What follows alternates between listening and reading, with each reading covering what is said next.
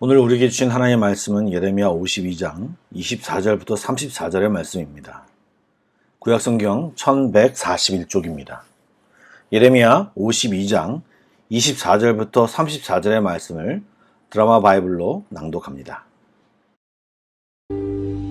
사령관이 대제사장 스라야와 부제사장 스바냐와 성전 문지기 세 사람을 사로잡고 또 성 안에서 사람을 사로잡았으니 곧 군사를 거느린 지휘관 한 사람과 또 성중에서 만난 왕의 내시 7명과 군인을 감독하는 군 지휘관의 서기관 하나와 성 안에서 만난 평민 60명이라. 사령관 누부사라단은 그들을 사로잡아 림나에 있는 바벨론의 왕에게 나아가매 바벨론의 왕이 하마 땅 림나에서 다 쳐 죽였더라. 이와 같이 유다가 사로잡혀 본국에서 떠났더라. 누부갓네살이 사로잡아간 백성은 이러하니라. 제7년에 유다인이 3023명이요 누부갓네살의 8째 해에 예루살렘에서 사로잡아간 자가 832명이요 누부갓네살의 제23년에 사령관 누부사라단이 사로잡아간 유다 사람이 745명이니 그 총수가 4600명이더라. 유다왕 여호야긴이 사로잡혀간 지 37년 곧 바벨론의 에윌므로닥 왕의 즉위 원년 12째 달 25째 날 그가 유다의 여호야긴 왕의 머리를 들어주었고 감옥에서 풀어주었더라. 그에게 친절하게 말하고 그의 자리를 그와 함께 바벨론에 있는 왕들의 자리보다 높이고 그 죄수의 의복을 갈아입혔고 그의 평생 동안 항상 왕의 앞에서 먹게 하였으며 그가 날마다 쓸 것을 바벨론의 왕에게서 받는 정량이 있었고 죽는 날까지 곧 종신토록 받았더라.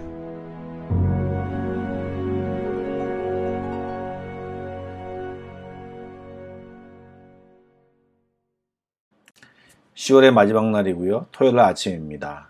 오늘도 말씀과 함께 하루를 시작하시고 주일을 잘 준비하는 귀한 토요일이 되기를 간절히 축복합니다. 저희들이 예레미야 52장을 설명하면서 52장의 의미는 예레미야에서의 부록처럼 그동안 예레미야가 예언했던 내용이 어떻게 현실화되는지를 보여주는 내용이라고 말씀드렸습니다. 오늘은요, 그 52장의 마지막 부분입니다.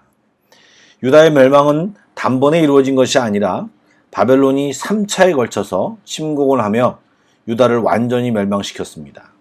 특별히 3차 공격 시에는요, 독립운동과 다시 반역할 의욕을 완전히 없애기 위하여 대제사장, 부제사장, 그리고 성전 문지기, 한마디로 유대의 최고 종교 지도자들을 붙잡고 또 군사를 거느린 지휘관, 왕의 내시, 서기관, 또 성 안의 평민이라고 묘사되어 있지만 원문의 해석을 그대로 살리면 성 안에서 만난 남자입니다. 이들은 하층민이나 단순 일반 평민이라기보다는 성중에서 숨어 있다가 적발된 유지라고 보는 것이 타당한데요. 즉 한마디로 종교, 정치, 군사적 권력을 가진 사람들을 모두 죽여버린 것입니다. 이렇게 저항 세력으로 가능성 있는 사람들을 다 죽여버리고 또 유다의 중요 지도자들은 포로로 바벨론으로 이미 끌고 가서 한마디로 하나님의 백성이 하나님의 약속의 땅에서 완전히 쫓겨남을 묘사하고 있습니다. 과거 그 땅에서 우상을 섬기며 악한 가나안 족속이 그 땅에서 완전히 쫓겨났듯이 이스라엘 백성도 그 땅에서 우상을 섬기며 하나님께 불순종하였으므로 그 땅에서 쫓겨나게 된 것입니다. 그 결과 이제 이스라엘 백성은 더 이상 어떤 소망도 없는 것 같아 보였습니다. 그런데요, 예레미야서가 그렇게 끝나지 않았고 무언가를 더 적어놓고 있습니다. 바로 바벨론으로 끌려간 포로들을 소개하고 있는데요. 28절부터 30절까지에 보면 3차에 걸쳐서 약 4,600명 정도의 유다 백성들이 잡혀감을 이야기하고 있습니다. 이것은 야곱의 가족 70명을 가나안에서 보내어 애굽으로 내려가게 한 사건을 연상시키기도 합니다.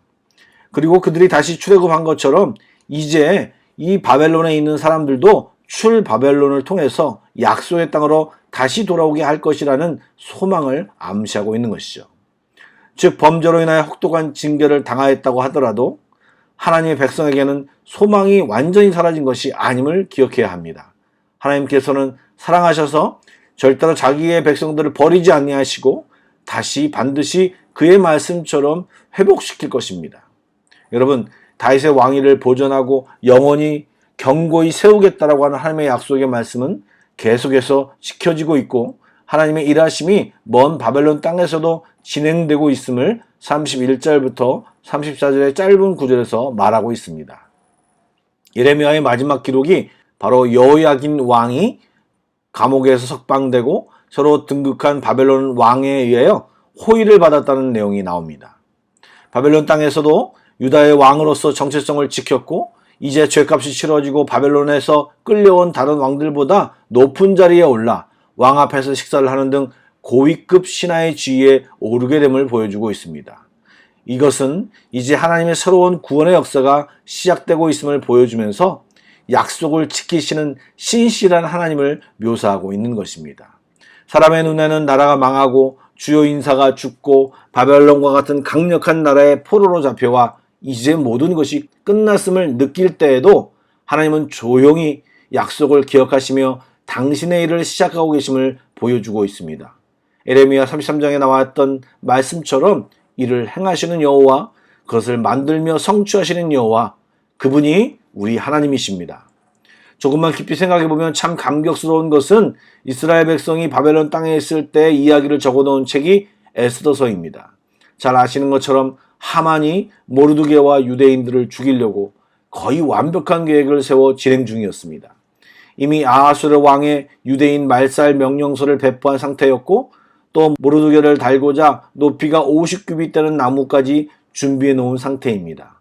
그런데 이 일이 거의 이루어지려는 때에 하나님의 놀라운 반전의 역사가 진행되었고 결국 하만과 그 민족이 다 죽게 되며 모르드게를 위해 준비된 장대는 모든 일의 원흉인 하만이 달려 죽고 하만이 누리던 모든 간직과 부귀영화는 모르드게가 차지하는 놀라운 역전이 일어납니다. 이렇게 하나님은 사랑하는 당신의 자녀와 백성을 위해 신실하게 일하시는 하나님이십니다. 그러므로 우리는 어떠한 상황 속에서도 우리를 위하여 일하시는 하나님을 기대하고 믿음으로 기대하며 기다리는 믿음을 가지고 있어야 합니다. 혹시 인생의 어려움을 지나고 계십니까? 기도하며 주님을 기대하며 기다리시기 바랍니다. 그러면 주님의 함께 하심을 반드시 보게 될 것입니다. 아울러 평안하십니까? 주변을 둘러보시며 지금 하나님의 도우심이 필요한 지체들을 살펴보시고 함께 중보 기도하며 주님이 나의 기도 가운데 일하심을 경험해 보시기 바랍니다. 이런 하나님의 역사하심을 체험하면 할수록 우리는 더 기도하고 확실히 기대하고 기다리는 믿음을 갖게 될 것입니다. 이러한 놀라운 믿음이 날마다 더욱 굳건해지는 우리 한마음교회 성도 여러분이 다 되시기를 주의 이름으로 축복합니다. 아멘. 기도하겠습니다. 신실하신 하나님, 우리와 늘 함께 하시는 하나님을 찬양합니다. 눈에 보이지 않아도 주님을 기대하며 기다리며 기도하는 저희들이 다 되게 하여 주시고 약속을 신실하게 지켜주시는 하나님을 맛보며 찬양하기를 소원합니다. 성경 말씀대로 우리에게 행하실 하나님을 신뢰합니다. 어떠한 상황 속에서도 믿음을 가지고 기도하며 하나님을 찾는 우리 모두가 되게 하여 주시옵소서. 주변과 교회와 나라와 코로나 상황을 놓고 기도하오니 주여 긍휼을 베풀어 주시옵소서. 기도하는 우리 모두에게 세임 주실 것을 믿으며 예수님의 이름으로 기도드립니다. 아멘. 계속해서 Pray Together 1, 2, 3 기도 제목으로 기도하신 뒤에 개인 기도로 나아가겠습니다.